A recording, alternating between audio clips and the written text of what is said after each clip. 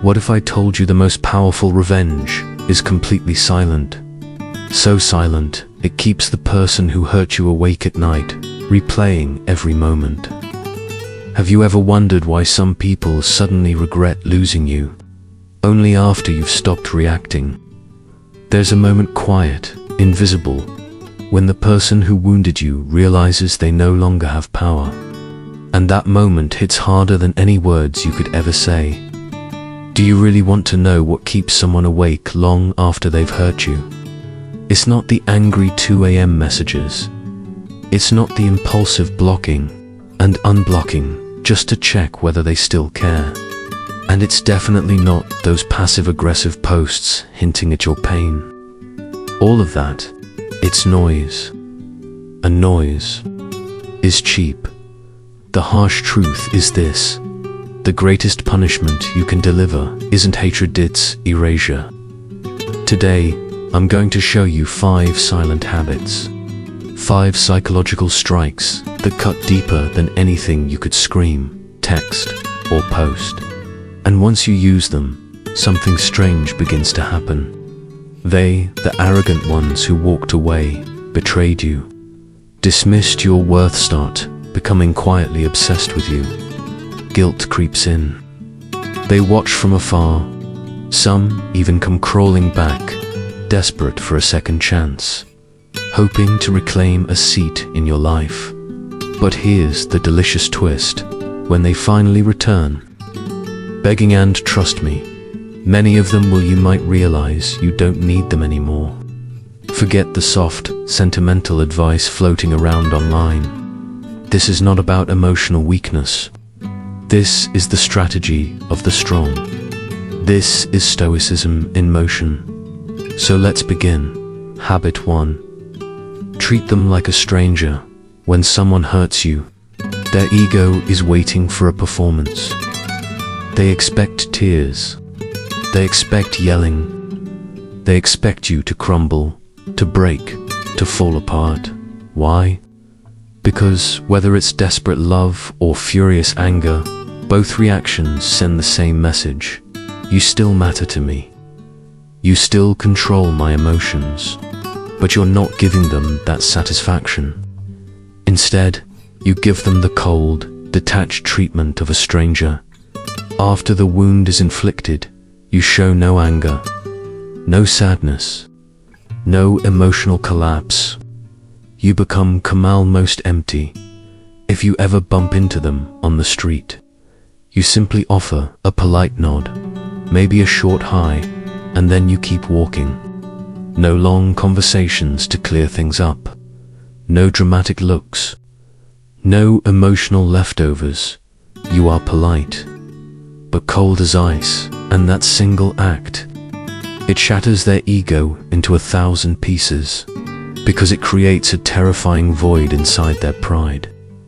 They start asking themselves, wait, do I mean nothing now?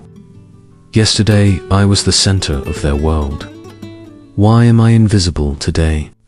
Was I replaced this quickly? In Stoic philosophy, we're taught to detach from external disturbances. You downgrade them from an essential part of your life to a nameless passerby.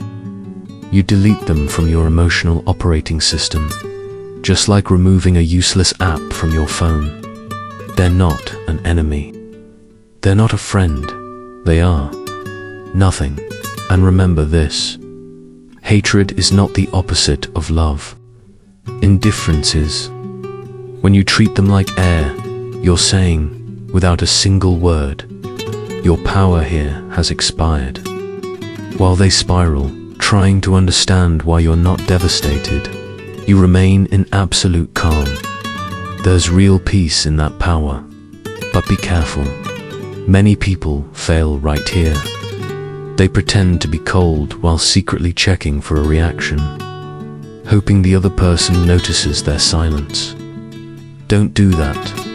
Real power isn't in the performance they can see. Real power is in who you become when they're no longer part of your world. And that leads us to habit 2, a habit that changes the entire game forever. Habit 2 is about rebuilding yourself from the ground up.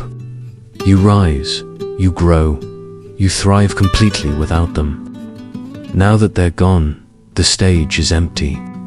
And this is the precise moment when true regret starts creeping into their mind like a slow, tightening shadow.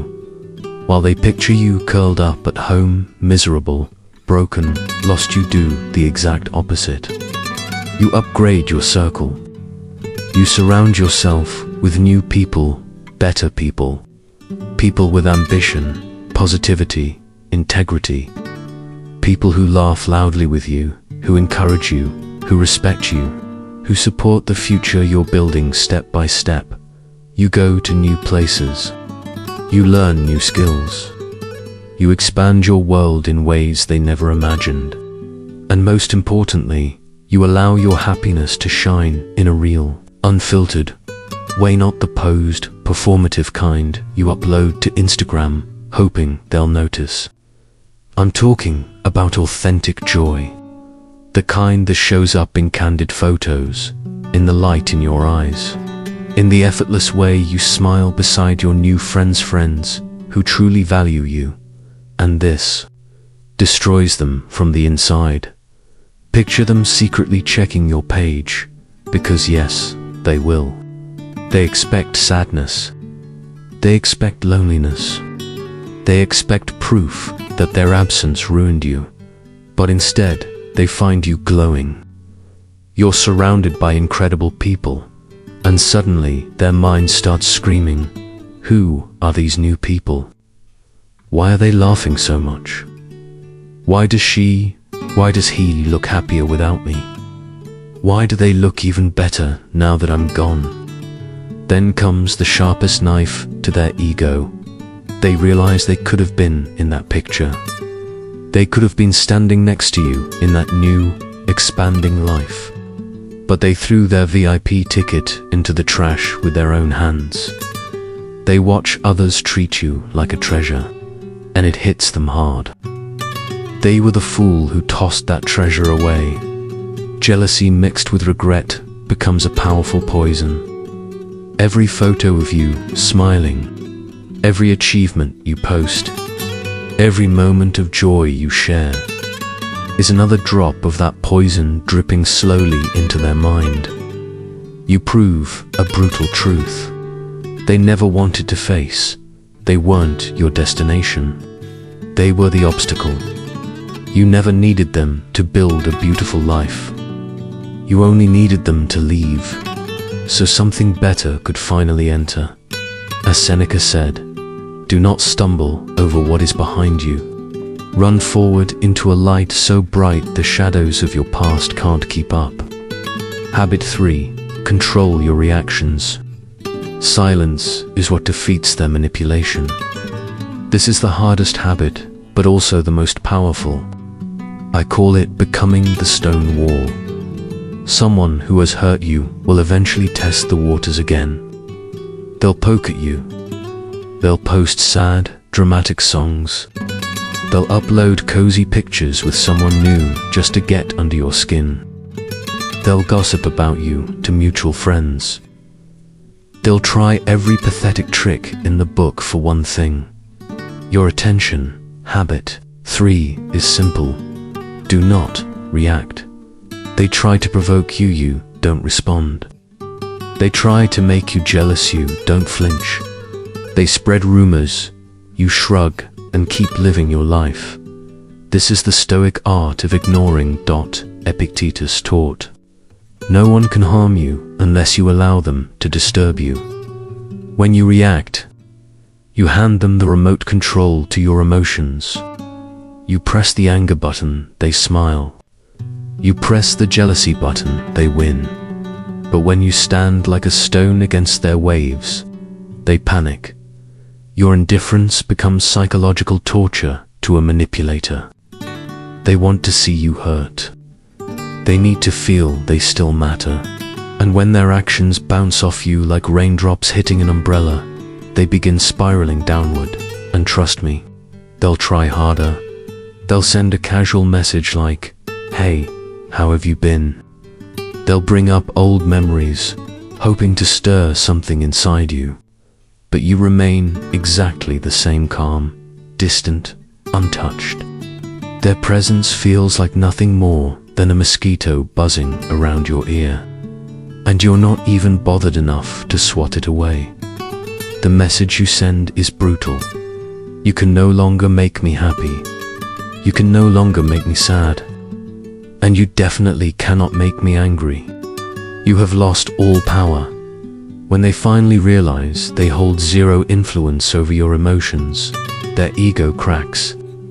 It doesn't just hurt them, they shatter. They don't just lose you physically. They lose access to your spirit, your inner world. And that loss is total defeat. At this point, you've already won about 70% of the battle. But the remaining 30%, that's what separates someone truly evolving from someone merely pretending to be strong. Because there is one deadly trap most people fall into when trying to get revenge. And that trap sits right on your tongue. Here comes the next habit, the line between a child and a king. Habit 4. High road silence. No gossip. No explanations. No revenge.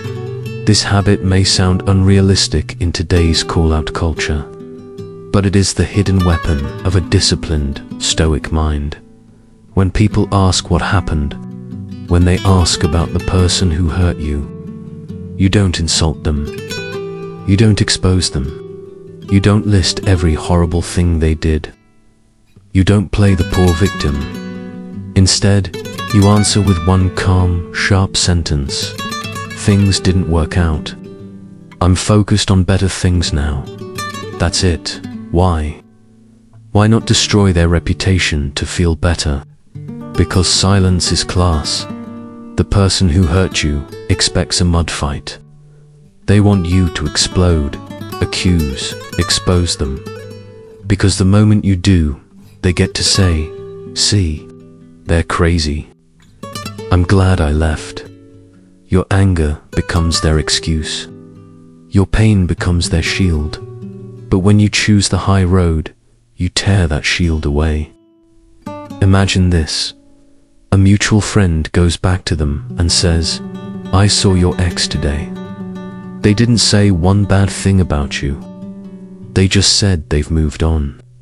That sentence hits them like a truck moving full speed. Suddenly, they can't blame you. They can't twist the story. They can't play the victim. They're left alone with nothing but their own guilt. Sitting in a quiet room with no emotional noise to hide behind. And then the questions begin eating at them. I treated them terribly, but they still protected my dignity. They're still calm, respectful, composed. Your dignity exposes their lack of it. Your class highlights their smallness. Your self-control shows everyone who the stronger person truly was. People around you will notice. You're the one with character. You're the one who grew. You're the treasure they foolishly threw away. Never lower yourself to the level of someone who hurt you. Rise above it, the clear air where your silence thunders louder than any revenge ever could. Habit 5.